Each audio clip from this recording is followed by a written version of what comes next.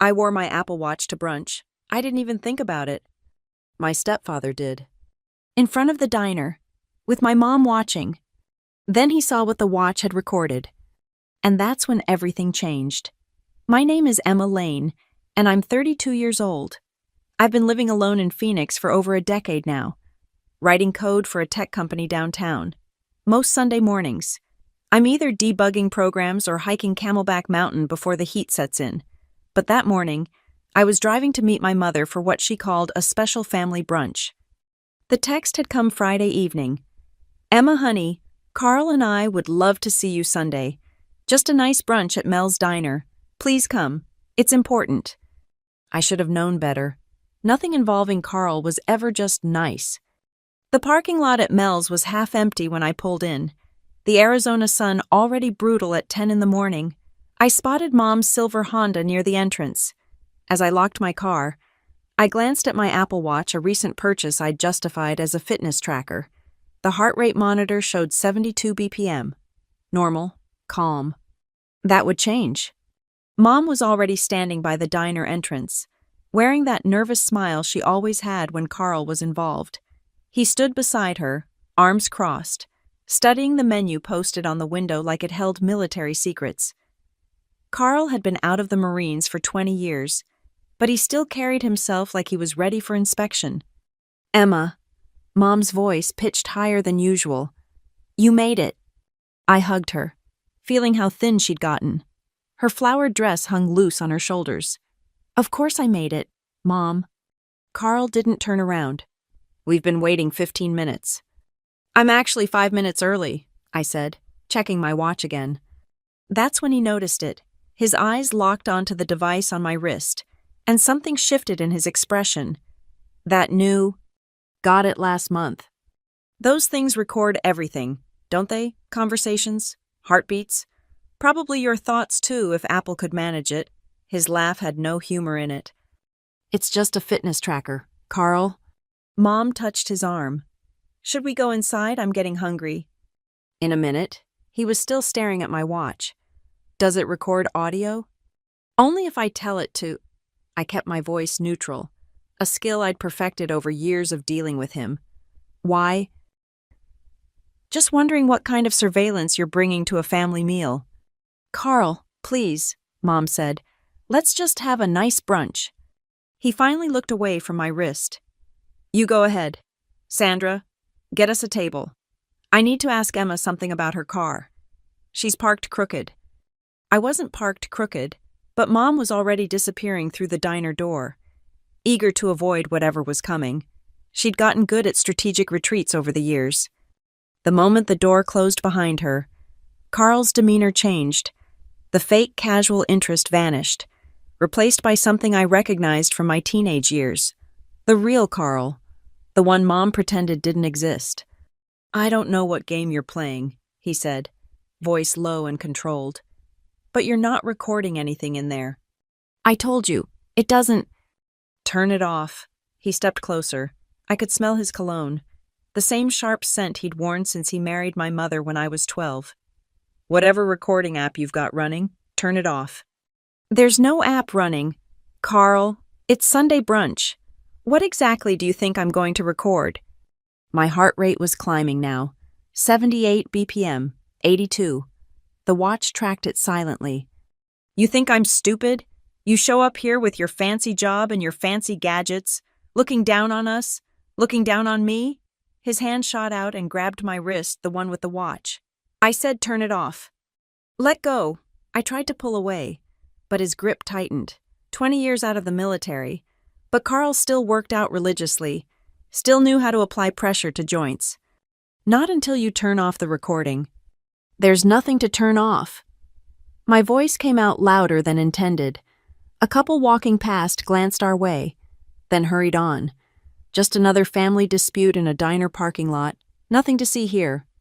That's when it happened, the sequence of events that would change everything. Though I didn't know it yet. Carl yanked me forward by the wrist, then shoved me back against someone's SUV.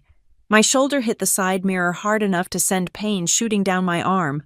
While I was off balance, his other hand came up fast, not a closed fist, but an open palm that connected with the side of my face hard enough to snap my head sideways.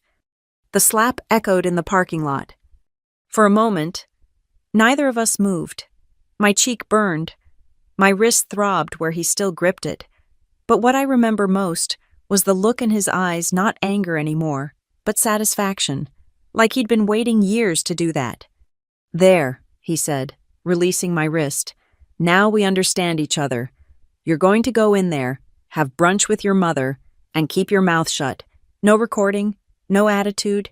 Just smile and eat your eggs like a good daughter." He straightened his polo shirt and walked toward the diner, pausing at the door. "Fix your hair. You look like you've been in a fight." Then he was gone, leaving me standing against a stranger's car with my hand pressed to my burning cheek. My watch showed 124 BPM now. Fight or flight response. I chose neither. I just stood there, trying to process what had just happened. Carl had been controlling, manipulative, and psychologically abusive for 20 years, but he'd never hit me before, never crossed that line. My phone buzzed. A text from Mom. "Everything okay? Carl says you needed to move your car." I looked at my reflection in the SUV's window. My cheek was red, but it would fade before anyone asked questions. My hair was indeed messed up. I looked exactly like what I was, a woman who'd just been assaulted in broad daylight by her stepfather while her mother sat 30 feet away, pretending everything was fine. I straightened my hair, took a deep breath, adjusted my watch band where Carl had gripped it. Then I walked into Mel's diner for special family brunch, just like I'd been doing for 20 years. But this time was different. This time, something was recording. I just didn't know it yet. The first time I met Carl, I was 12 years old and thought he was going to save us. Mom had been struggling since Dad left 2 jobs. Constant worry about bills. That perpetual exhausted look single mothers master out of necessity. Then Carl appeared at her workplace, a security contractor with steady income and what seemed like stability. He brought flowers. He fixed our broken garbage disposal without being asked. He told me I was smart. "Emma's going to be something special," he'd said at their wedding, his hand on my shoulder for the photos. "I can tell. She's got that look, the kind that changes the world." I believed him. God, I was so desperate to believe him. The changes started small, rules that seemed reasonable at first. No talking during dinner unless asked a direct question. "It's about respect," he'd explained. "No friends over without his permission. I need to know who's in my house. No closing bedroom doors. Privacy is earned, not given." Mom went along with everything. "Carl knows what's best," she'd say, her voice taking on this strange, flat quality I'd never heard before. "He's been so good to us, Emma. We need to show appreciation."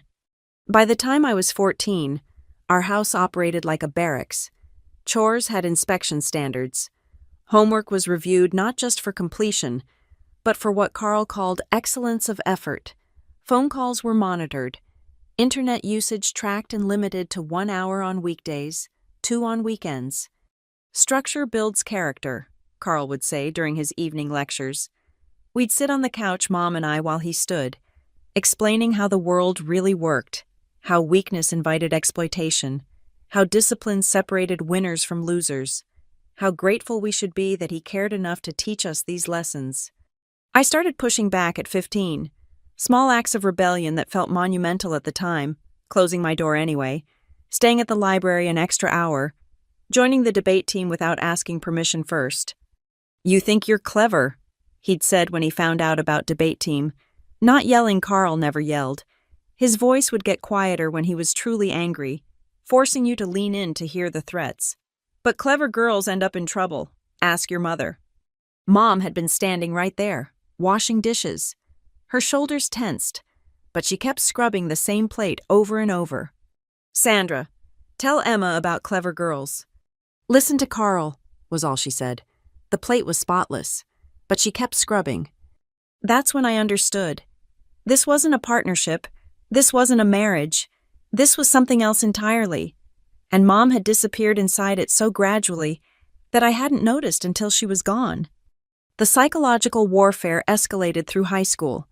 Nothing that would leave marks. Nothing that would alert teachers or counselors. Just a steady erosion of self-worth disguised as concern. That outfit makes you look desperate. Your friend Rachel seems troubled. I don't think you should spend time with her. Your grades are slipping. A 94 is not an A. I expect better. You laugh too loud. Men don't respect women who cackle. Each criticism came wrapped in false concern, delivered with that particular tone that made you question whether you were overreacting. Maybe he was right. Maybe I was too sensitive. Maybe I should be grateful someone cared enough to point out my flaws. Mom became his echo. Carl's just trying to help you succeed. Carl wants what's best for you. You know how Carl is. He shows love differently. By senior year, I'd learned to be invisible. Keep your head down. Don't argue. Count the days until college. I applied to schools at least 500 miles away, using the library computer so Carl couldn't track my searches. When I got into Arizona State, Carl took credit.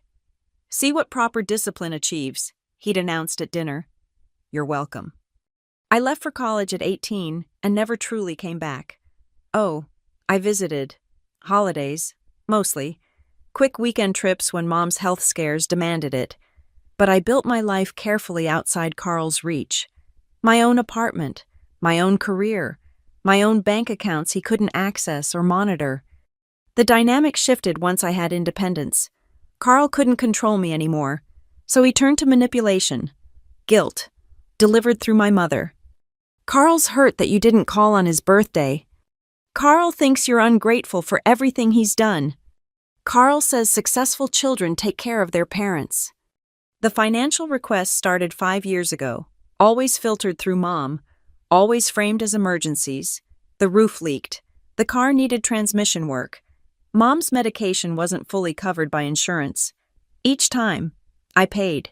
Not for Carl, never for Carl, but for the woman who used to sing while she cooked, before she learned that Carl preferred silence. During visits, Carl would needle me with passive-aggressive comments. My job was playing with computers. My apartment was wasteful for one person. My lack of a husband meant I was probably too picky. Each jab calibrated to wound but not enough to justify confrontation. You're so sensitive, he'd say if I reacted. I'm just joking. Sandra, tell her I'm joking. And Mom would nod, that empty smile fixed on her face. He's just joking, honey. I developed strategies, short visits, public meetings, always have an exit plan. Never be alone with Carl. Never engage with the provocations. Just smile, nod, pay whatever they needed, and leave. It worked for years. I thought I'd found a sustainable balance supporting Mom while maintaining safe distance from Carl. I could handle the comments. I could handle the manipulation. I was an adult now. With my own life he couldn't touch. I thought I'd escaped. But trauma doesn't work that way. It lives in your body, in your reactions, in the way you flinch when someone raises their voice. It's in the way you over-explain yourself, constantly justifying your right to exist. It's in the way you give money you don't have because somewhere deep down, you still believe love has a price tag. And sometimes, trauma sets traps. It tells you that you're overreacting, that you're too sensitive, that families are complicated, and this is just how yours works. It whispers that you should be grateful after all. He never hit you. Until he does. Standing in that diner, watching Carl cut his eggs with military precision, while Mom chattered nervously about her garden. I pressed my tongue against my teeth to keep from screaming. My cheeks still burned. My wrists still ached. But I sat there, playing the role I'd perfected over 20 years. The good daughter, the grateful one, the girl who knew her place. Emma's doing so well at work, Mom was saying. Aren't you? Honey, tell Carl about your promotion. I looked at Carl. He was watching me over his coffee cup, waiting to see if I'd comply, testing whether that slap had achieved its purpose. It's nothing special, I heard myself say. Just a small raise. He smiled then, a real smile, the kind that reached his eyes. See, Sandra, she can be humble when she tries. The drive home from Mel's diner felt like swimming through molasses. Every red light gave me too much time to think, to replay that moment in the parking lot. My cheek had stopped burning, but I could still feel the phantom weight of Carl's hand. I made it to my apartment complex before the shaking started. Delayed reaction. Probably. My hands trembled as I tried to get the key in the lock. 3 attempts before I managed it. Inside, I went straight to the bathroom mirror. No mark. Carl knew exactly how hard to hit enough to hurt, not enough to leave evidence. 20 years of practice controlling women had taught him that. I should have been angry. I wanted to be angry. Instead, I felt hollow, like someone had scooped out my insides and left just the shell. I sat on my couch and stared at the wall, trying to process what had happened. My phone buzzed. Mom. Thank you for coming today. Carl says he's sorry if he seemed gruff. You know how he gets about technology. Love you. Gruff. That's what we were calling assault now. I didn't respond. What was there to say that her husband had slapped me? She'd been 30 feet away and chose not to see it. She'd been choosing not to see things for 20 years. The financial text started the next morning. Emma, honey, I hate to ask, but the water heater went out. Carl got a quote, $1,800 to replace. I know it's a lot. I stared at the message during my morning meeting, barely hearing my team discuss sprint planning. Want $800, plus the $500 for Mom's medication last month, plus the $2,000 for the roof repair in January, plus. I'd been subsidizing their life for 5 years. Every emergency, every unexpected expense, every gap between Carl's security consulting checks, I covered it. Family takes care of family, Mom would say, as if family was supposed to be a one-way transaction. My salary as a senior software engineer was good, but not infinite. I'd drained my emergency fund twice, delayed car maintenance, skipped vacations, lived in a smaller apartment than I could afford because so much went to them. No, not to them, to her. I told myself it was for Mom, but the truth was messier. Every payment was a transaction money for the pretense of belonging, cash for the illusion that somewhere I still had a mother who loved me. Emma, your thoughts on the authentication module? I snapped back to the meeting. Sorry, can you repeat the question? After work, I found myself driving aimlessly through Phoenix.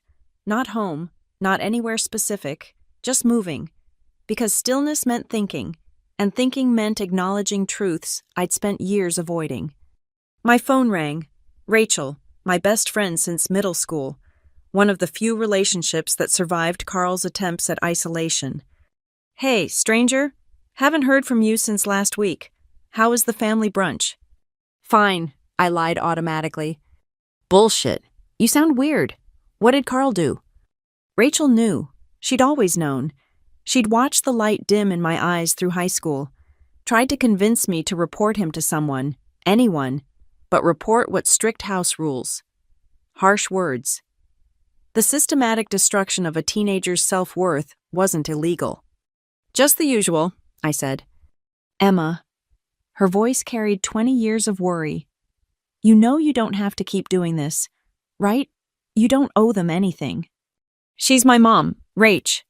No, your mom was the woman who taught you to ride a bike and made Halloween costumes from scratch. That person is gone. What's left is Carl's puppet. The truth of it hit like cold water. He hit me. Silence, then what? In the parking lot, he slapped me. I'm coming over. Now? No, I'm fine. I'm coming over. She hung up. 30 minutes later, she was at my door with wine and rage. We're calling the police, she said, not even waiting to get inside. And say what my stepfather slapped me once, no witnesses, no marks. They'll laugh me out of the station. Then we're telling your mom. She was there, Rach, inside the diner. But she was there. She knows who Carl is. She's always known. We sat on my couch, passing the wine bottle between us. Rachel had been there for all of it, the slow transformation of my mother, the escalating control, my escape to college. She'd celebrated when I got my first apartment, my first job, my first promotion, all the milestones that meant I was free. Except I wasn't free.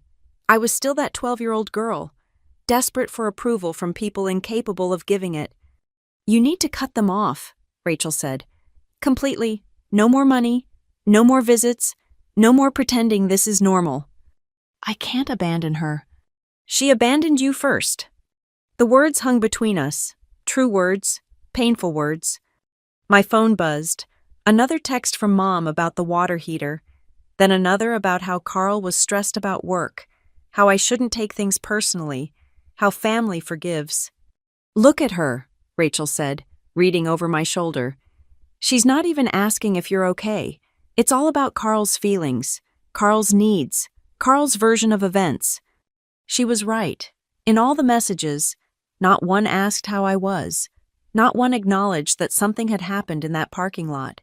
The slap had been erased from history, filed away with all the other things we didn't talk about.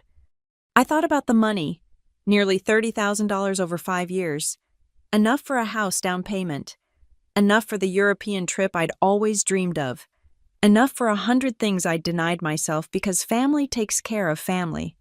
But what family? The mother who chose her abuser over her daughter, the stepfather who saw me as an ATM with inconvenient opinions. Where was my family when I graduated college, when I got promoted, when I needed surgery last year and took an Uber home because asking them for help wasn't worth the lecture about inconvenience? "I don't know how to stop," I admitted. "It's like I'm programmed. She asks, I pay, she calls, I answer, she pretends everything is fine, I pretend to believe her." "Then start small," Rachel suggested. "Don't respond to the water heater text. See what happens." What happened was escalation. When I didn't respond for 2 days, the messages multiplied. Mom called 6 times. Carl even sent a text rare for him reminding me about family obligations and how disappointed he was in my selfishness. By day 3, Mom was invoking my dead father. "Your dad would want you to take care of me." That's when something snapped. Not broke, snapped back into place. A piece of myself I'd lost at 12. When a man with military bearing promised to take care of us and I believed him. My dad would want a lot of things. He'd want his daughter to be happy. He'd want his wife to be safe. He'd want his memory to be more than a manipulation tactic. He wouldn't want this. I opened my banking app and looked at the automatic transfer I'd set up. $500 monthly to Mom's account, plus whatever emergencies arose. Money I sent without question, without thanks, without any acknowledgement of the sacrifice it represented. My finger hovered over the cancel transfer button. Not yet, but soon. Because Carl had made a mistake in that parking lot. He'd shown me exactly what I was to him, not a stepdaughter, not even a person, just an obstacle between him and complete control. But obstacles can move, and sometimes they can push back. I didn't know about the recording yet, didn't know that my watch had captured everything. All I knew was that something had shifted in that parking lot. Some final tolerance had been exceeded. The water heater could wait. They'd figure it out. They always had before I started paying. And maybe it was time to remember who I was before they taught me I was nothing. 3 days after the brunch, I was reviewing code when my Apple Watch pinged with a notification I'd never seen before. Fall detection event, review recording. I frowned. I hadn't fallen. The watch must have malfunctioned. But curiosity made me tap the notification. The health app opened, showing an incident logged Sunday at 10:47 a.m. My heart rate spiked as I realized that was the exact time Carl had shoved me against the car. There was an audio file attached. My hands trembled as I found my AirPods, needing privacy even though I was alone in my apartment. I pressed play. Carl's voice filled my ears, crystal clear. "I don't know what game you're playing, but you're not recording anything in there." My own voice, trying to stay calm. "I told you, it doesn't..." "Turn it off." The recording continued. Every word, every threat, the sound of my body hitting the car, the sharp crack of his palm against my face, even his satisfied breathing afterward. "Now we understand each other. You're going to go in there, have brunch with your mother, and keep your mouth shut." I played it 3 times. each repetition making it more real. The fall detection feature had interpreted the violent shove as a potential fall and automatically activated recording, a safety feature I'd forgotten about when I bought the watch. For 20 years, it had been my word against his. Every manipulation, every cruel comment, every moment of psychological torture all dismissed because there was no proof. Carl was too smart, too careful. He knew how to hurt without leaving evidence. Until now, I sat on my bedroom floor, laptop open, researching. The recording was legal. Arizona was a one-party consent state, and even if it wasn't, the recording was unintentional, an automatic safety feature, not deliberate surveillance. My phone rang. Mom again? I let it go to voicemail. Emma, honey, I don't understand why you're being so difficult. The water heater is getting worse. Carl says if we don't replace it soon, it could flood the garage. Please call me back.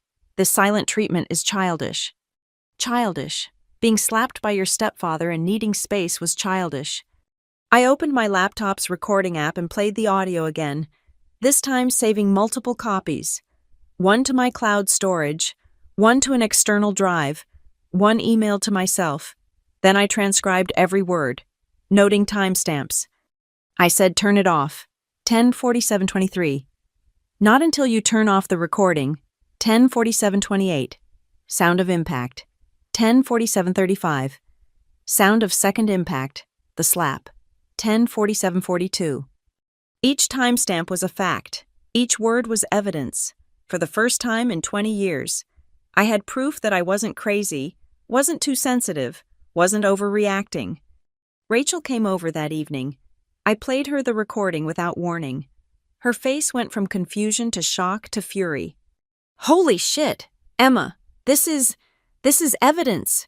This is assault, recorded clear as day. I know. What are you going to do? I'd been asking myself that question all day. What do you do when you suddenly have power you never expected? When the careful balance you've maintained for decades suddenly tips? I don't know, I admitted. Part of me wants to send it to Mom. Make her listen to what happened while she was sitting in that diner, pretending everything was fine. And the other part knows she'd find a way to excuse it, or blame me for provoking him, or accuse me of editing the audio somehow. Rachel was quiet for a moment. You could go to the police. Could I? Emma, he assaulted you. You have it recorded. This isn't a gray area anymore. She was right, but 20 years of conditioning doesn't disappear overnight. 20 years of being told you're overreacting, too sensitive, too difficult, it leaves marks deeper than any slap. I need to think, I said. That night, I couldn't sleep. I kept replaying not just the recording, but every moment that led to it. Every time Mom chose Carl's version of events over mine. Every family gathering where I sat silent while he held court. Every check I wrote to keep peace in a war I'd already lost. At 3 a.m., I gave up on sleep and opened my journal, a habit from therapy I'd maintained for years. I wrote down everything I remembered about that morning. The way the sun hit the parking lot, the couple who walked past, the make and model of the SUV he'd pushed me against, details that might matter later, or might not, but needed to be preserved while they were fresh. Then I wrote a different list. Every incident I could remember from the past 20 years. The time he threw away my acceptance letter to Berkeley because California would give me ideas. The way he'd stood outside the bathroom door when I showered as a teenager. Checking that I wasn't wasting water. The diet he put me on at 14 because I was getting chunky, I wasn't. Page after page of memories I'd minimized, rationalized, buried. By sunrise, I had 12 pages and a clearer understanding of what that recording represented. It wasn't just evidence of one slap. It was validation of 2 decades of abuse that everyone around me had conspired to ignore. My phone buzzed with another text from Mom. This time, she'd attached a photo of the water heater, as if visual evidence of their need would overcome my silence. I looked at the photo, then at my journal, then at my laptop where the audio file waited. 3 different kinds of evidence, 3 different truths. The water heater was real.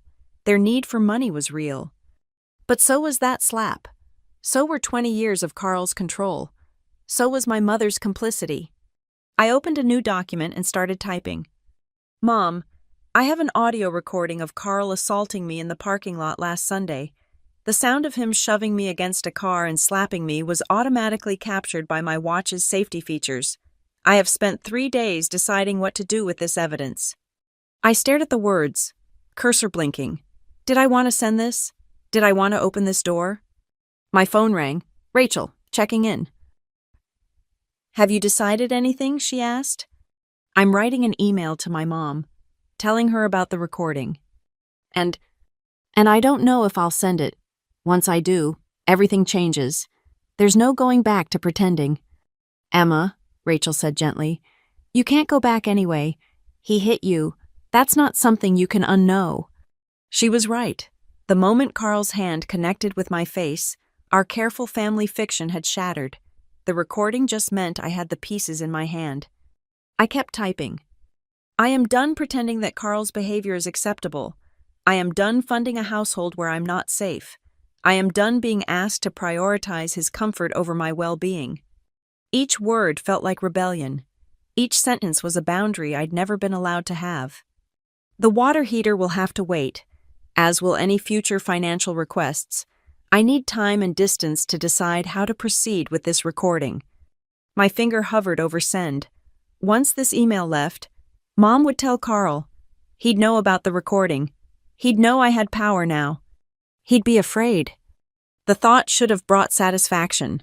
Instead, I just felt tired, bone-deep exhausted from 20 years of navigating his moods, managing his ego, shrinking myself to avoid his anger.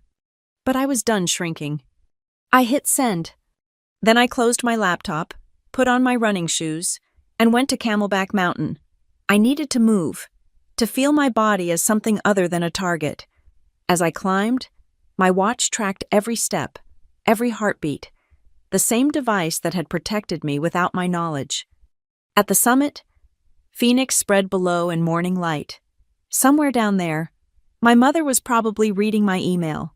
Somewhere, Carl was about to learn that his careful control had cracked. My watch buzzed. A text from Mom. I didn't read it, not yet. For now, I just stood on that mountain, breathing free air, holding proof of my truth in digital form. It wasn't justice yet. It wasn't healing yet. But it was a start. Marissa Reeves had been my college roommate before she became a lawyer. We'd stayed close through law school, her and coding boot camps, me. Through her wedding and my breakups, through her partnership track and my promotions. She was the friend you called at 2 a.m. with emergencies, or apparently, at 9 a.m. on a Tuesday with evidence of assault. I need to see you, I said when she answered. It's important. How important I'm supposed to be in court in 2 hours important, or I need wine and tissues important. I have an audio recording of Carl hitting me. Silence. Then, I'm clearing my afternoon. My office. 1 p.m. Bring the recording and any documentation you have. This was why I loved Marissa. No questions about why I'd waited 3 days. No demands for immediate details. Just practical next steps. Her law office was downtown Phoenix. All glass and modern lines.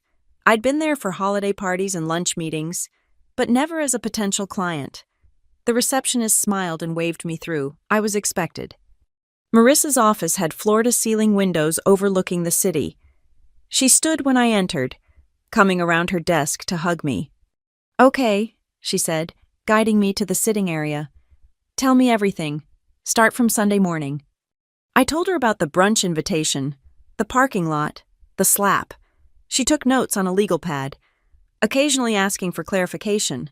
When I finished, she held out her hand. Let me hear it. I'd transferred the audio to my phone. As Carl's threats filled her office, Marissa's expression hardened. When the slap sounded that sharp crack of palm on skin, she flinched.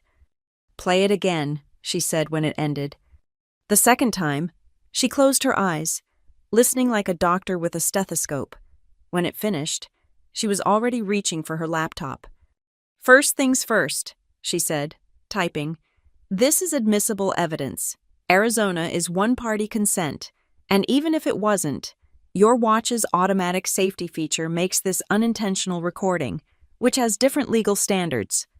I don't want to destroy their lives, I said, the words tumbling out. I just want him to never touch me again. Marissa looked up from her laptop. Emma, he assaulted you. That's a criminal offense. You could file charges. Could and should are different things. She studied me with the expression that made her formidable in courtrooms. Tell me about your history with Carl. The context matters. So I told her, 20 years compressed into 40 minutes. The control, the manipulation, the financial drain. She took pages of notes, occasionally making sounds of disgust. This is a pattern of abuse, she said when I finished. The physical assault is just the latest escalation. Emma, this man has been psychologically torturing you for 2 decades. I know, but... No buts. Listen to me. Both as your friend and as your lawyer. You have options here. Criminal charges are one path. A restraining order is another. Civil suit for assault and battery is a third. You could pursue all 3, or none, or any combination. She pulled up statutes on her computer, explaining each option. Criminal charges meant police involvement, potential arrest, trial. A restraining order would legally forbid contact. Civil suit could result in financial damages. What do you want? She asked finally. Not what you think others want. Not what would cause the least drama. What do you want? I'd been asking myself that question for days. I want to never see him again. I want to stop giving them money. I want my mom to acknowledge what happened, just once. And I hesitated. And I want him to be afraid of me, the way I've been afraid of him. Marissa smiled grimly. That last one we can definitely achieve. Here's what I suggest we start with a cease and desist letter. Formal notice that any further contact will result in legal action.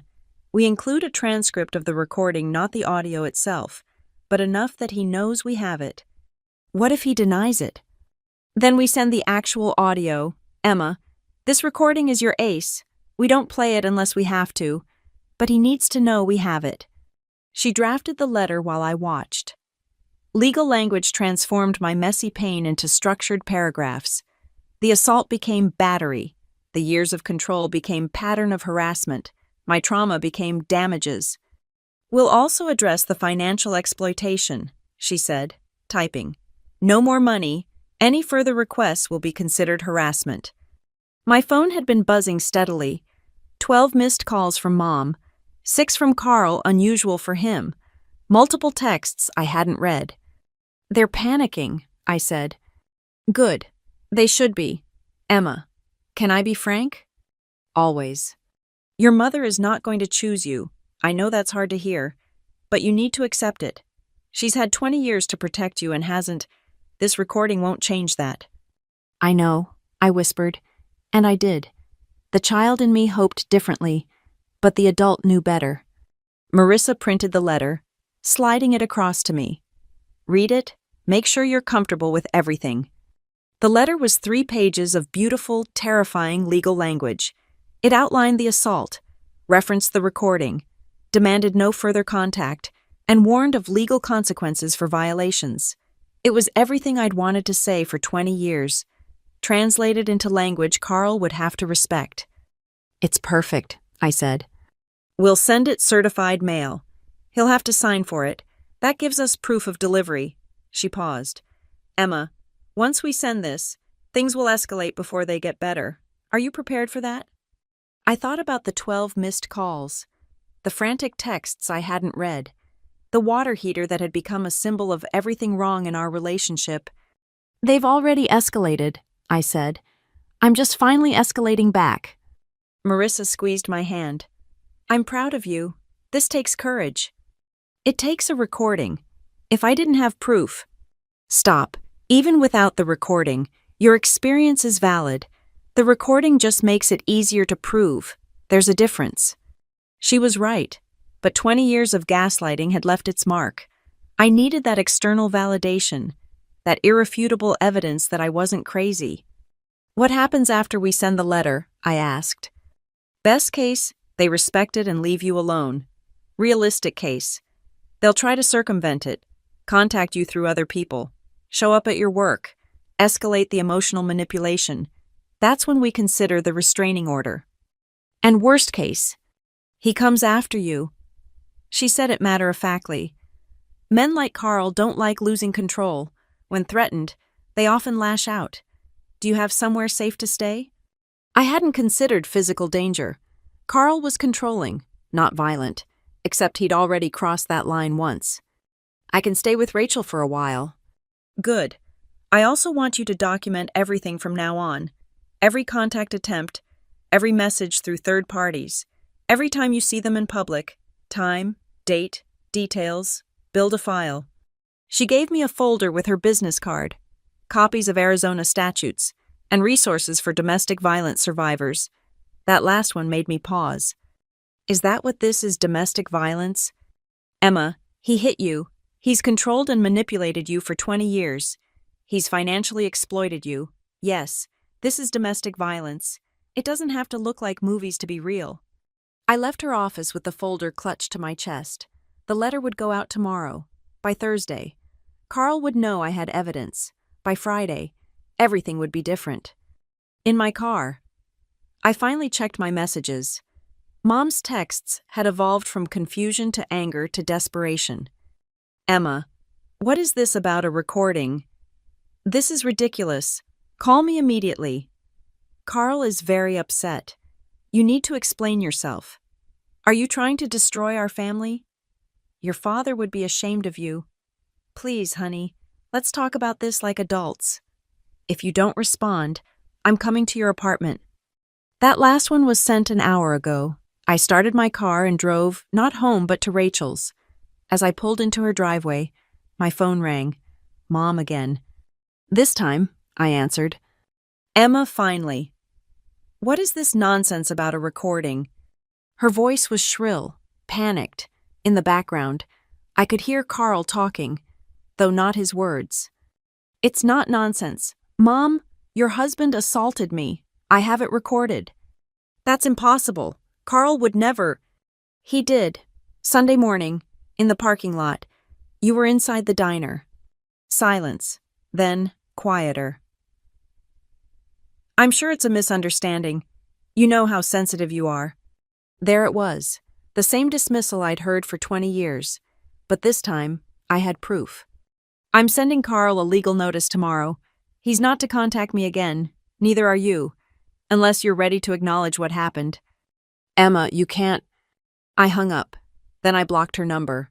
Then Carl's. Then I sat in Rachel's driveway and cried, not from sadness, but from relief. For 20 years, I'd been waiting for permission to protect myself, waiting for someone else to validate my experience, to say yes. That's abuse. You can leave now. The recording gave me that permission, but really, I'd always had it. I just needed to believe I deserved to use it. The certified letter was delivered on Thursday at 2:47 p.m. I knew because I'd been obsessively checking the tracking number. Carl had signed for it himself, his signature captured digitally, proof he couldn't deny receiving it. By 3:15 p.m., my work phone was ringing. I stared at it, recognizing the pattern. They couldn't reach my cell, so they'd looked up my office number. The caller ID showed Mom's name. I let it ring. Problems? My coworker Jason asked from the next cube. Family stuff, I said, trying to sound casual as the phone rang again. Take your time if you need to step out. But I didn't step out. I had code to review, a life to live, boundaries to maintain. The phone rang 6 more times that afternoon. I documented each call in the file Marissa had started Thursday 3:15 p.m., 4:45 p.m., 7 calls to work line from Sandra Reeves. That evening at Rachel's, I felt like a fugitive. She'd given me her spare room, insisting I stay as long as needed. We were eating takeout when the doorbell rang. We both froze. I'll check the camera, Rachel whispered, pulling up her doorbell app. It was a police officer. My heart hammered as Rachel answered the door. I could hear fragments of conversation, welfare check, concerned family, just need to verify. Rachel returned with the officer, a young woman who looked apologetic. Ms. Lane, your mother called in a welfare check. She's concerned you might be having a mental health crisis. Of course she did. Unable to reach me directly. She'd weaponized the police. Classic Carl tactics.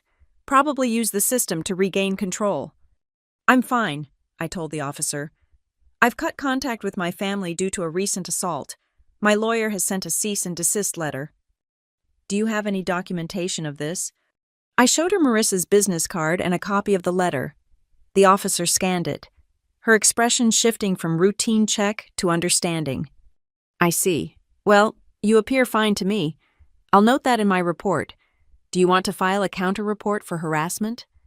Not yet, I said, but thank you.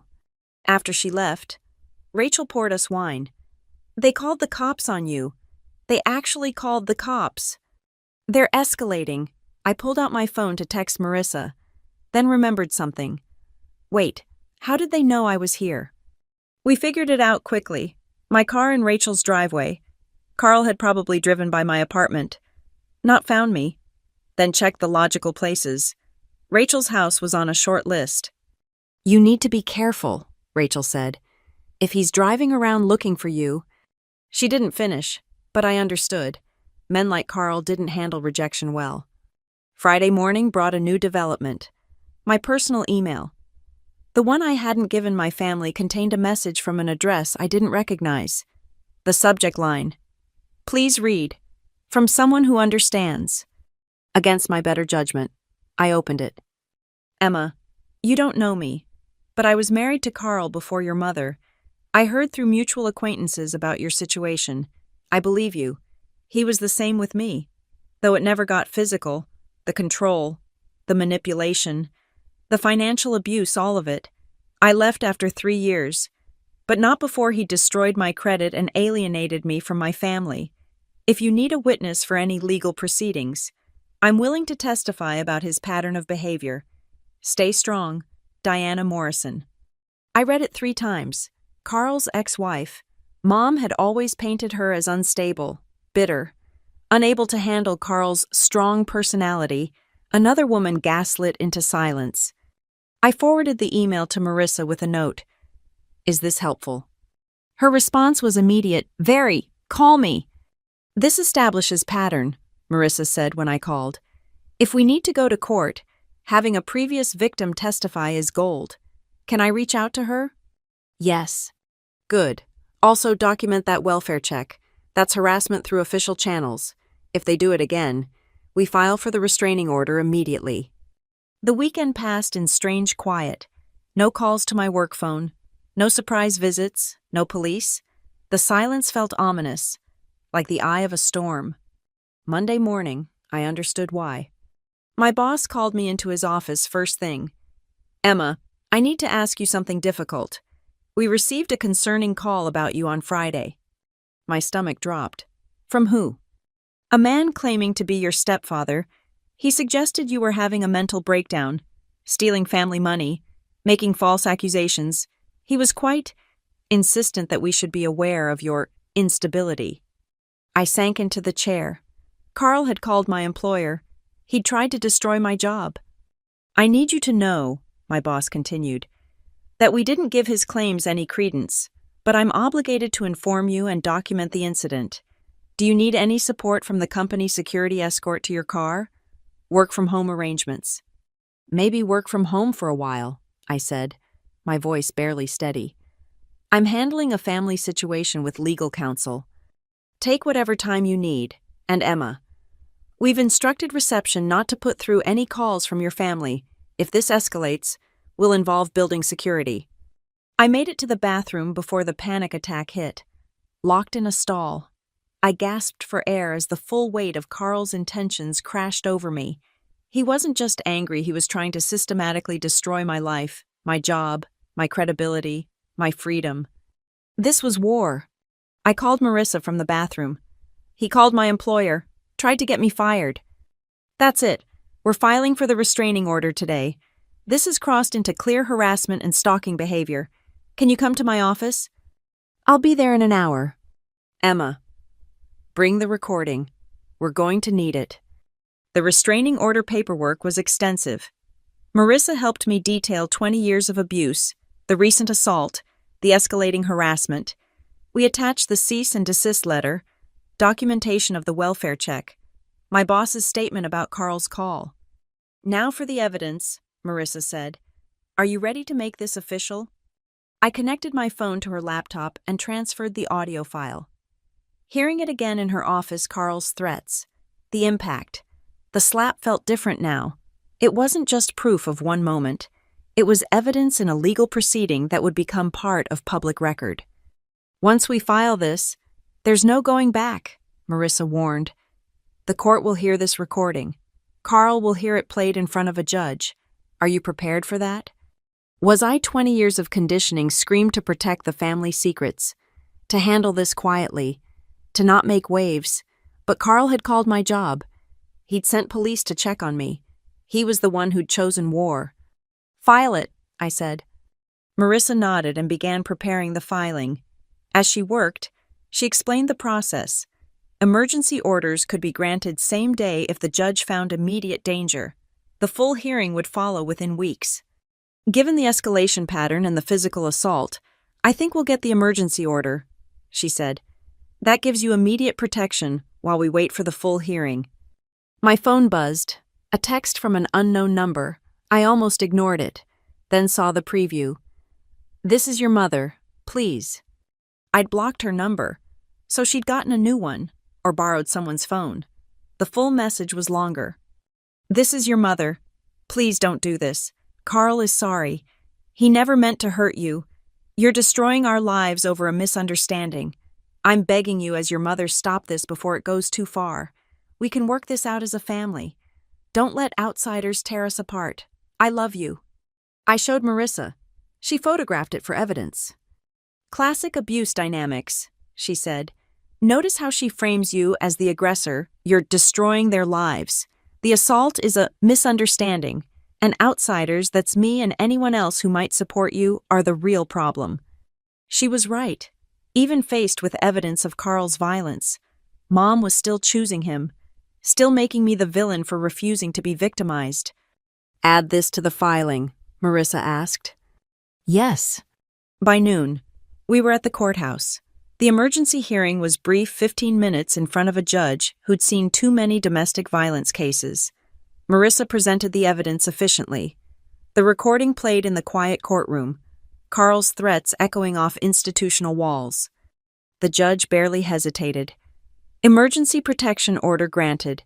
The respondent is prohibited from any contact with the petitioner, directly or through third parties. Minimum distance of 500 feet. Full hearing scheduled for," she checked her calendar, "November 15th. Next case." And just like that, I had legal protection. A piece of paper that said Carl couldn't come near me. As we left the courthouse, Marissa explained next steps. Carl would be served within 24-48 hours. Once served, any violation would result in immediate arrest. "This is when he'll be most dangerous," she warned. "Men like him don't handle loss of control well. Stay vigilant." But for the first time in 20 years, I felt something other than fear when thinking about Carl. I felt powerful. He could call my job, send police, recruit flying monkeys to text me. None of it mattered now. The law was on my side. The recording had tipped the scales.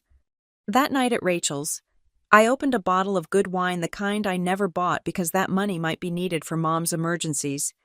As I sipped it, I thought about Diana Morrison, Carl's ex-wife who'd reached out, another woman who'd survived him. Maybe that's what this was, not just my story, but part of a larger pattern. Carl the predator, targeting women he could control until one finally had evidence. My watch lit up with my evening reminder to review the day. I looked at the device that had accidentally saved me. This piece of technology Carl had feared for all the wrong reasons. He'd been right to fear it, just not for the reasons he thought. The war wasn't over. November 15th loomed, but for tonight, I was safe behind legal walls and good friends and the sweet taste of wine I could finally afford. The meeting happened at a Starbucks on Central Avenue. 3 weeks after the restraining order was served, I'd chosen the location for its publicity, its security cameras, It's easy exits.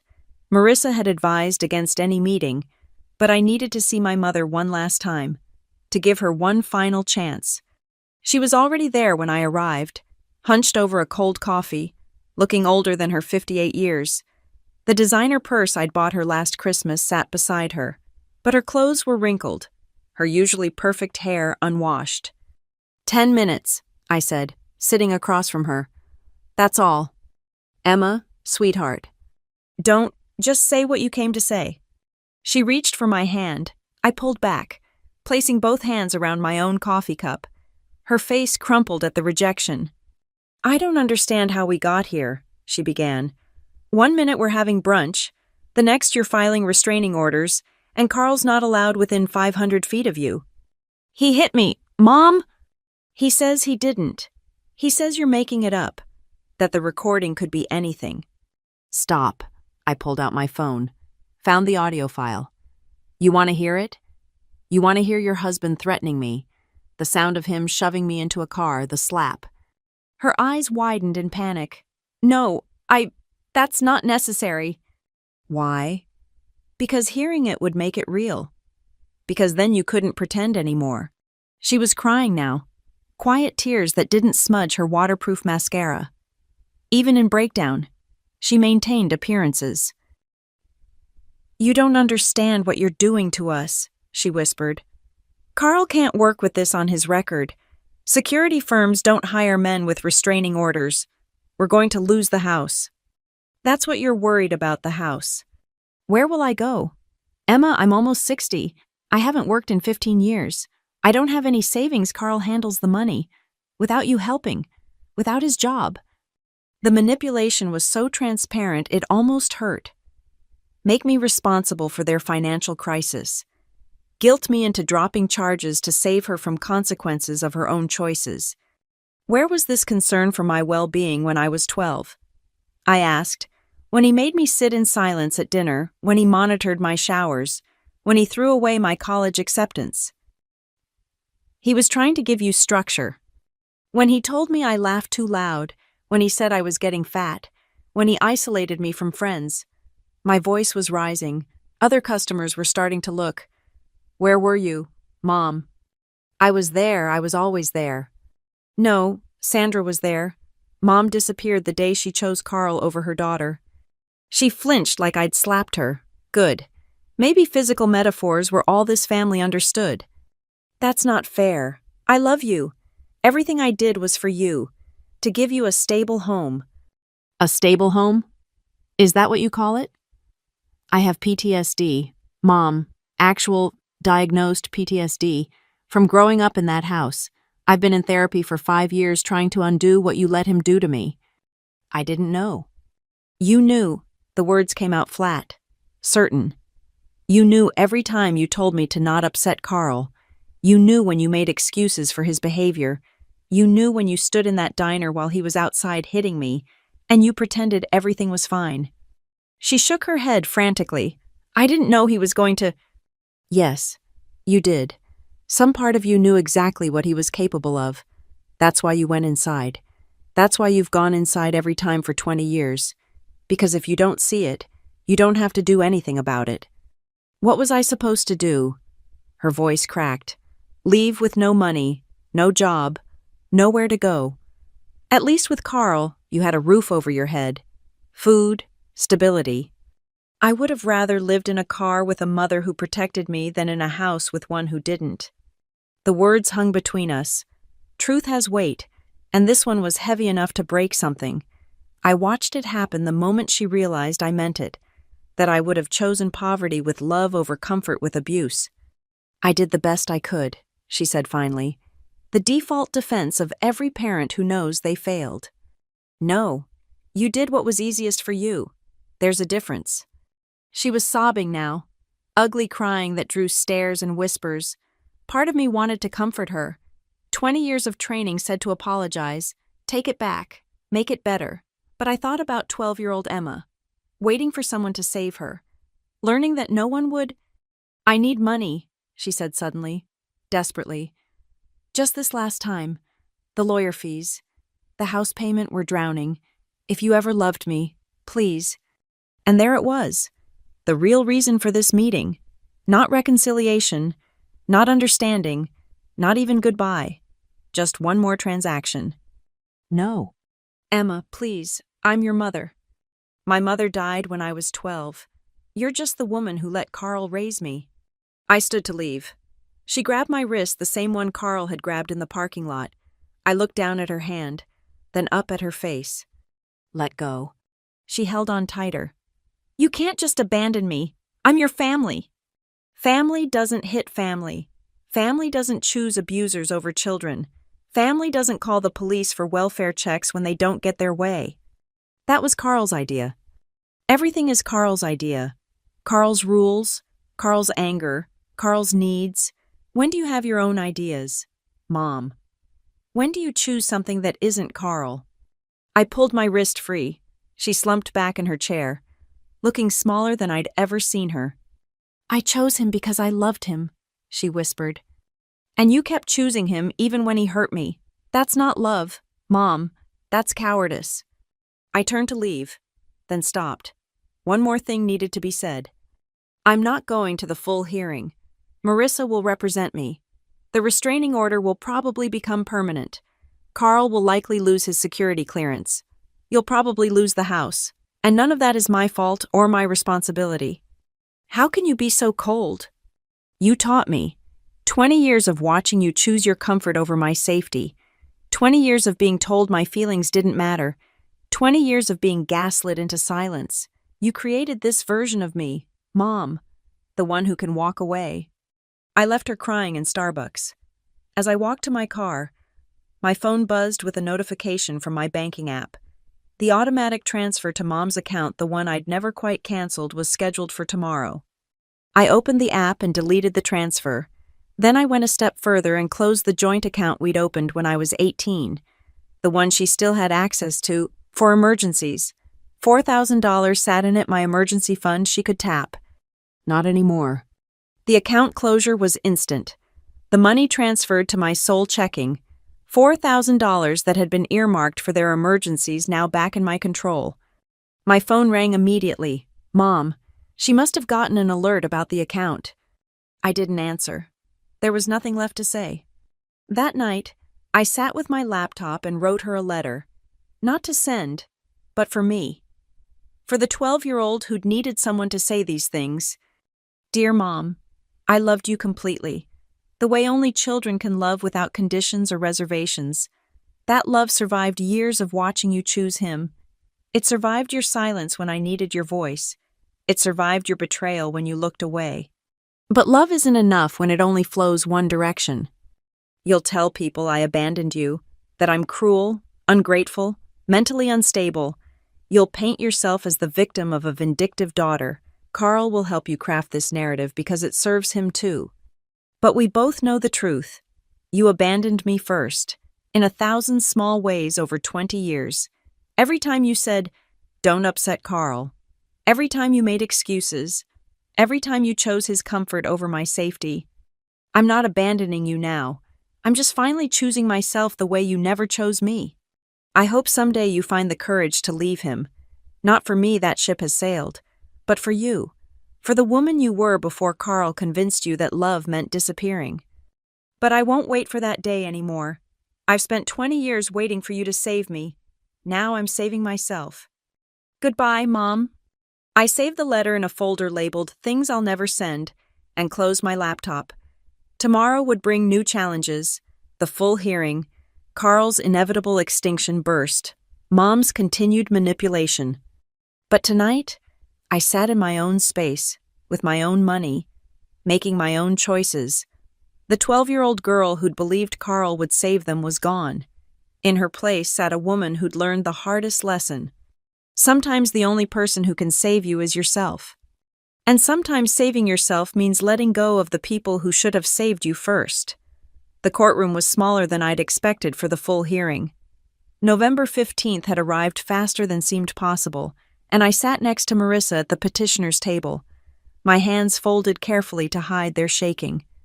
Carl sat across the aisle with his lawyer, a man who looked like he specialized in getting bad men out of consequences. Carl wore his best suit, the one he saved for important security contracts. His military posture was on full display, every inch the respectable veteran. Mom sat in the gallery behind him. She'd lost more weight, her face gaunt beneath carefully applied makeup. She wouldn't look at me. "All rise for the Honorable Judge Patricia Reeves," the bailiff announced. No relation, despite the shared last name, just one of those cosmic coincidences that felt loaded with meaning. Judge Reeves was in her 60s, with silver hair and eyes that had seen too much. She reviewed the files in front of her, then looked up. "We're here for the permanent protection order hearing in the matter of Emma Lane versus Carl Brenner. Ms. Crawford, you may present your case." Marissa stood, every inch the professional. "Your Honor, we're seeking a permanent protection order based on documented physical assault and a pattern of escalating harassment. We have audio evidence of the assault, documentation of repeated contact attempts despite the emergency order, and evidence of the respondent attempting to interfere with my client's employment." "I'll hear the evidence." Marissa started with my testimony. I'd practiced this, but sitting in that witness chair, speaking into the microphone, felt surreal. "Please state your name for the record." "Emma Lane." "Ms. Lane, can you describe your relationship with the respondent?" "He's my stepfather. He married my mother when I was 12.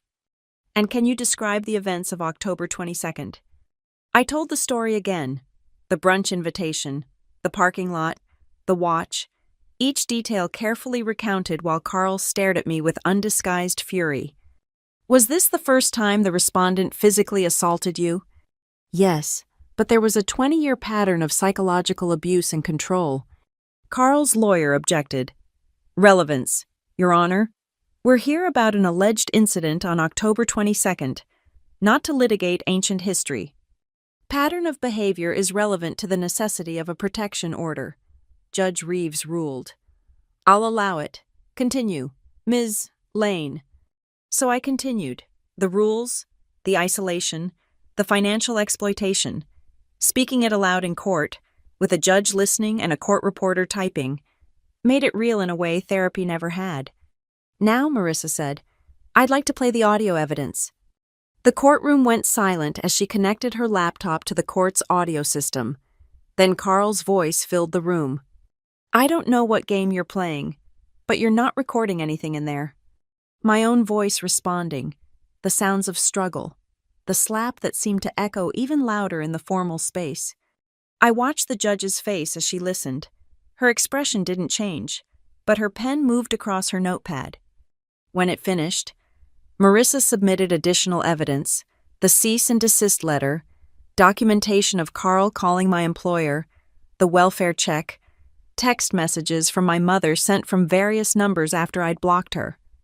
"Your Honor," Marissa concluded, "the respondent has shown a clear pattern of escalation, from psychological abuse to physical assault to attempted destruction of my client's livelihood. We request a permanent protection order with maximum restrictions." "Thank you. Mr. Torres, your response." Carl's lawyer stood, adjusting his tie. "Your Honor, my client is a decorated Marine veteran with no criminal record. He's been a stable provider for his family for 20 years. What we have here is a family dispute that's been blown out of proportion. A family dispute that resulted in physical assault," Judge Reeves noted. "An alleged assault, Your Honor. The audio is unclear and could be interpreted multiple ways. My client maintains he was simply trying to check the watch Ms. Lane was wearing, concerned about privacy in his own home." "The incident occurred in a public parking lot, not his home," Marissa interjected.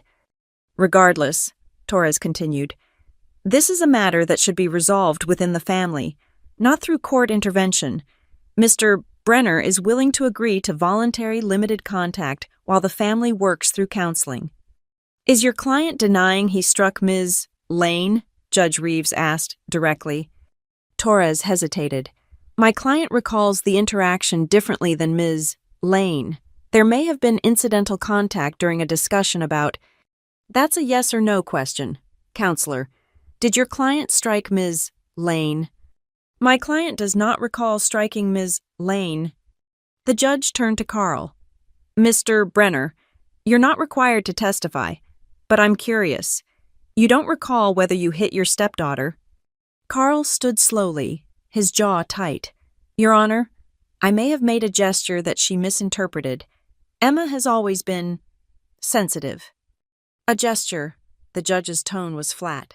Mr. Brenner, I've listened to the audio. What I heard was not a gesture. What I heard was a threat followed by physical violence. Do you have anything else you'd like to add?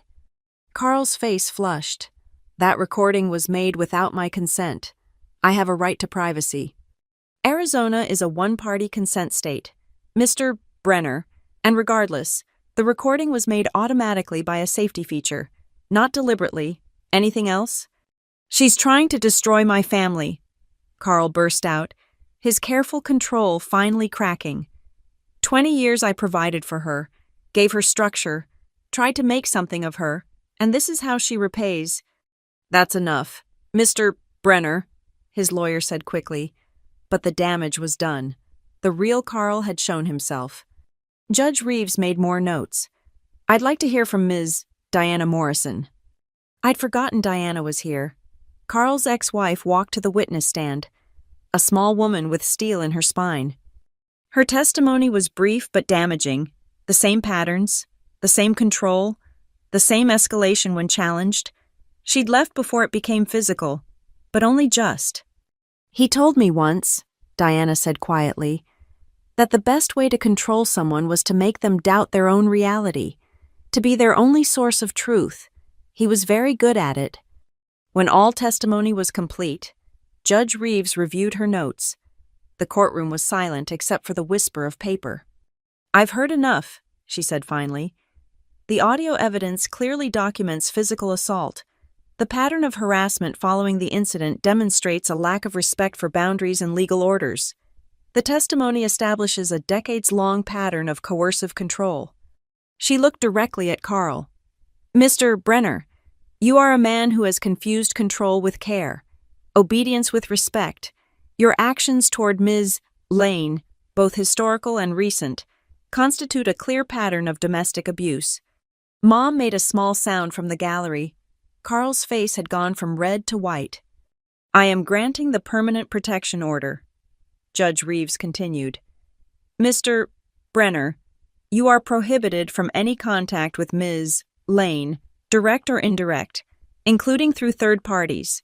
You must maintain a distance of at least 1,000 feet. I'm increasing it from the emergency order. This includes her residence, workplace, and any other location she may frequent. Your Honor, Torres started, this will make it impossible for my client to maintain family.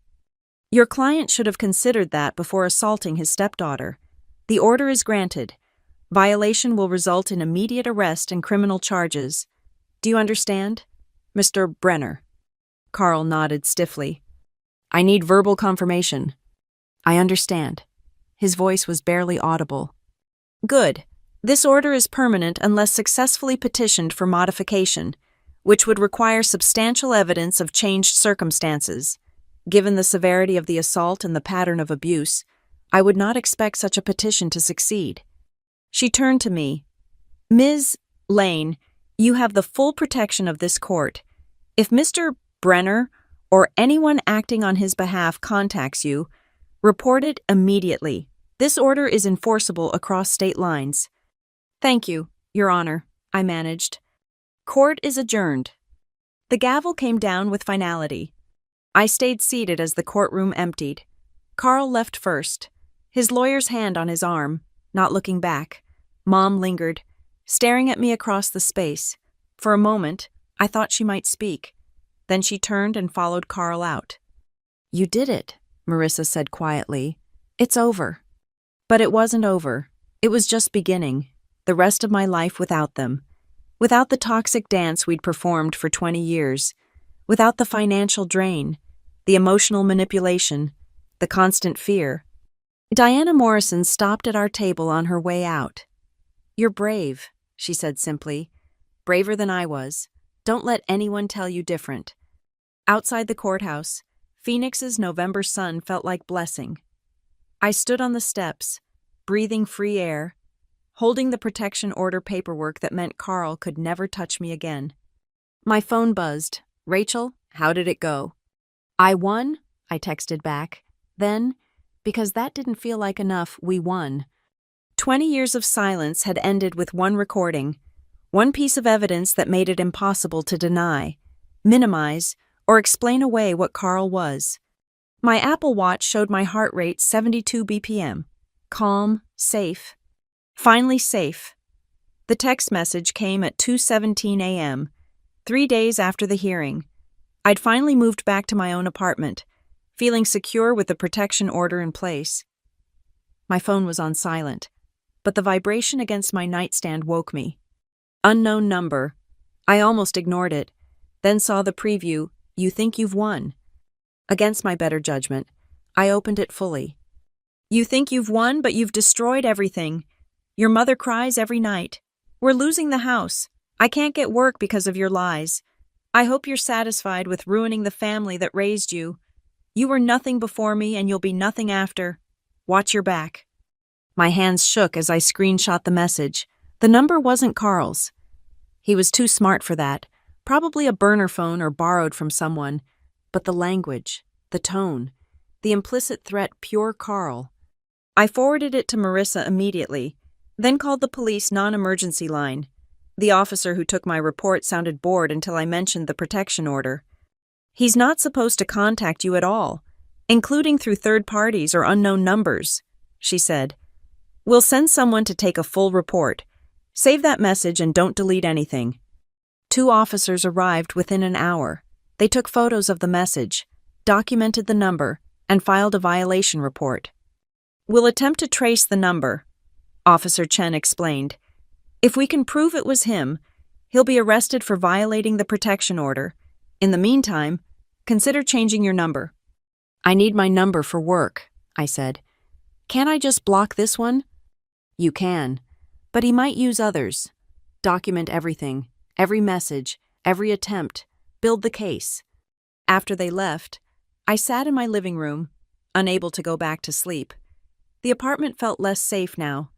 Knowing Carl was out there, angry and desperate, I checked the locks twice, made sure the security system was armed, kept my phone close. The next morning brought another surprise, an email to my work address from a Gmail account, concernedcitizen8447@gmail.com. Subject: Emma Lane, important information for employers. My stomach dropped as I read. "To whom it may concern. You should be aware that your employee Emma Lane has a history of mental instability and making false accusations. She recently fabricated evidence against her stepfather, a decorated veteran who raised her since childhood. She has destroyed her family with lies and manipulation. I thought you should know what kind of person you employ. Someone who would turn on their own family is capable of anything. She may seem normal, but she is dangerous and delusional. Consider this a warning from someone who knows the truth. A concerned citizen." I immediately forwarded it to my boss and Marissa. Within minutes, my boss called. "I wanted you to know we're taking this seriously as harassment," he said. "It is tracing the email headers, and we're adding it to the file we've started. Are you okay?" "I'm documenting everything," I said, trying to sound steadier than I felt. "Good. And Emma, take whatever time you need. Your safety comes first." Marissa was less reassuring. "He's escalating," she said when I called. "The protection order was a narcissistic injury. He's lost control and he's lashing out. We need to file criminal charges for the violation."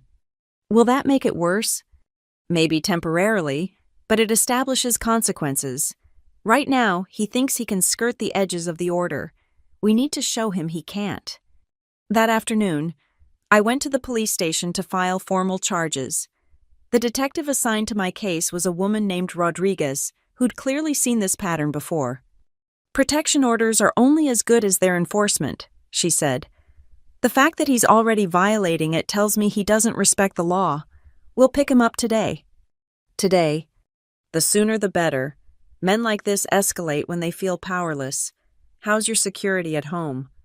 I thought about my standard apartment locks, the basic security system. It could be better. Consider upgrading. Camera doorbell, reinforced locks. Maybe stay with friends for a few days after we arrest him. He'll be angrier after. The arrest happened that evening. I wasn't there, of course, but Mom made sure I knew about it. Another unknown number. This time, a voicemail. I hope you're happy. They arrested Carl at home, in front of the neighbors, in handcuffs like a common criminal. This is what you wanted, isn't it? To humiliate us, to destroy everything we built. You're not my daughter anymore. You're nothing to me. Nothing. Her voice was slurred, drunk, or medicated. I couldn't tell, but the words were clear enough. I saved this message too, adding it to my growing file of evidence. Rachel insisted I stay with her again. Just until things calmed down, she said. But we both knew things might get worse before they got better. That night, I researched security systems, door reinforcements, personal safety apps. The hypervigilance I'd lived with as a teenager returned with a vengeance. Every car that passed Rachel's house made me tense. Every unknown number on my phone sent my heart racing. Carl posted bail the next morning. Marissa called with the news. He's been released with conditions, no contact with you, directly or indirectly, no coming within 1,000 feet, electronic monitoring for 30 days. If he violates again, he stays in jail until trial. Trial. For violating the protection order, it's a criminal charge now.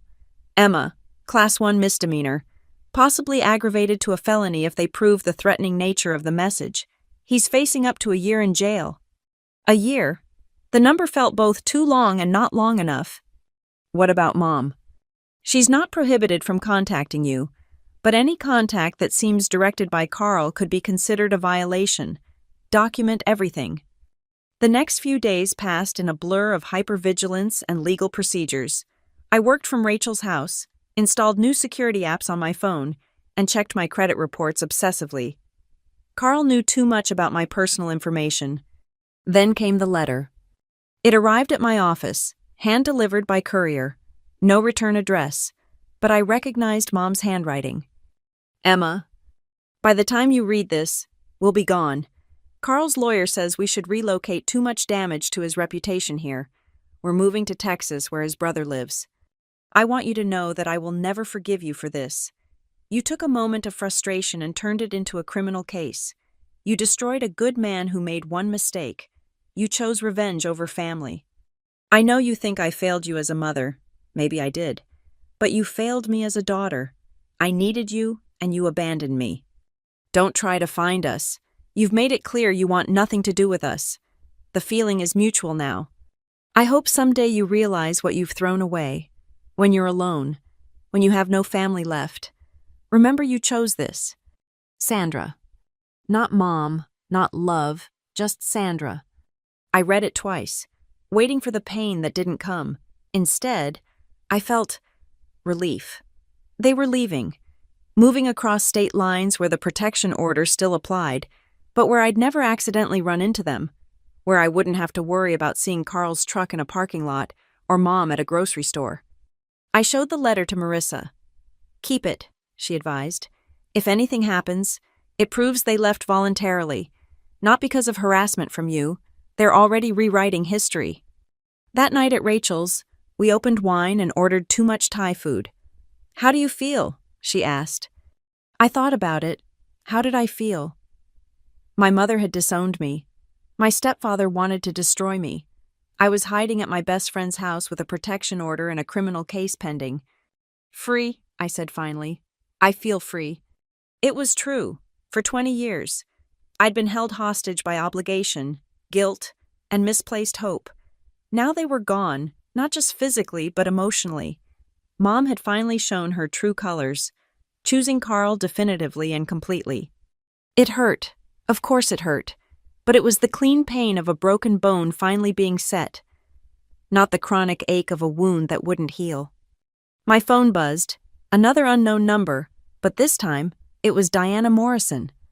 I heard they're leaving town, she texted. You did what I couldn't. You stopped him. Be proud of that. I saved her message too, but not in the evidence file.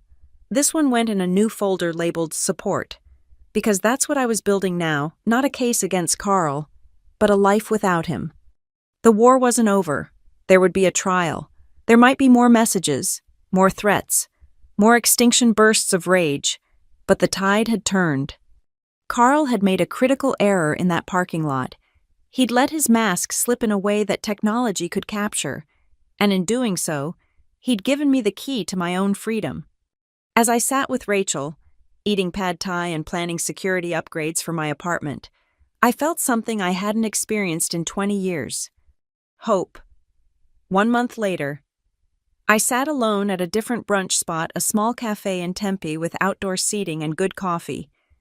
My Apple Watch showed 10:47 a.m., the same time Carl had hit me, but now just another moment in a Sunday that belonged entirely to me. I'd returned to my apartment 2 weeks ago, new locks installed, security cameras at every entrance, a doorbell that sent video directly to my phone. The hypervigilance was fading slowly, replaced by something that felt like normal caution. My phone sat face down on the table. No anxious checking for messages from Mom. No dread of seeing unknown numbers. The silence that had felt ominous at first now felt peaceful. "More coffee?" the server asked. "Please," I said, smiling genuinely. As she poured, I thought about the trial scheduled for next month. Carl faced up to a year in jail for violating the protection order. His lawyer was pushing for a plea deal, community service, and anger management instead of jail time. Marissa said it was likely he'd take it. Men like Carl rarely did well in custody. "Let him," I'd told her. "I don't need him in jail. I just need him gone." And he was gone. Mom, too. Their Texas forwarding address was on file with the court, but I had no intention of using it. That chapter was closed. My bank account had never looked better. Without the constant drain of manufactured emergencies, I'd saved more in 1 month than in the previous 6. Next week, I was finally booking that European trip, 2 weeks in Italy, something I'd dreamed about since college but never felt I could afford. Emma. I looked up to find a woman I didn't recognize. Mid-40s with kind eyes and careful body language. "I'm sorry to interrupt," she said quickly. "I'm Sarah. I was in court last month. For your hearing, I was there for my own protection order, and I heard your testimony." I tensed slightly, but she held up her hands.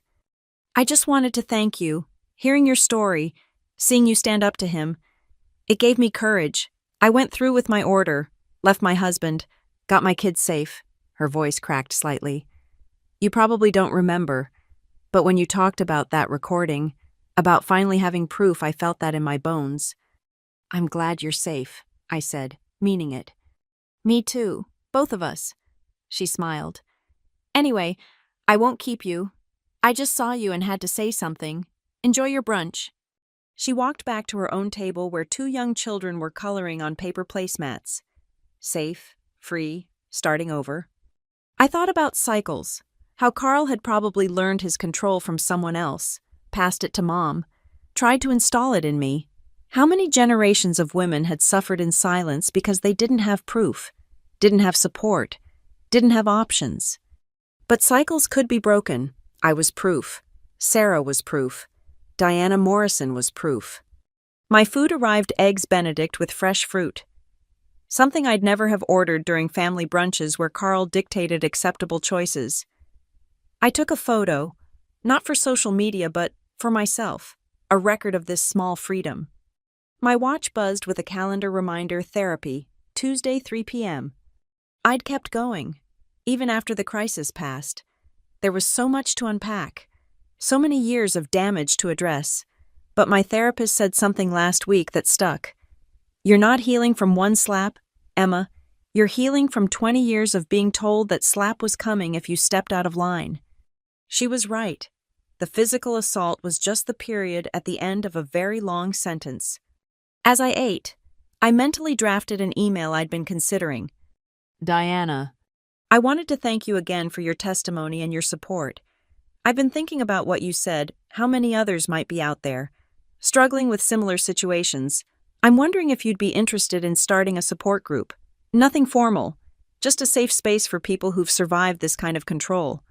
Let me know your thoughts, Emma. Maybe something good could come from this." Maybe my story could help others the way Sarah said it helped her. My phone buzzed. I almost ignored it, then saw it was Rachel. Beach trip next weekend. I know you're saving for Italy, but local fun is important too. I smiled and typed back, absolutely. Because that was the thing about freedom, it wasn't just the absence of control, it was the presence of choice. Small choices like weekend trips and brunch orders. Big choices like pressing charges and going no contact. All the choices in between that made up a life. Carl had been wrong in that parking lot. He'd said I was nothing without him, would be nothing after him, but I wasn't nothing. I was Emma Lane, software engineer, loyal friend, trauma survivor, and owner of my own life.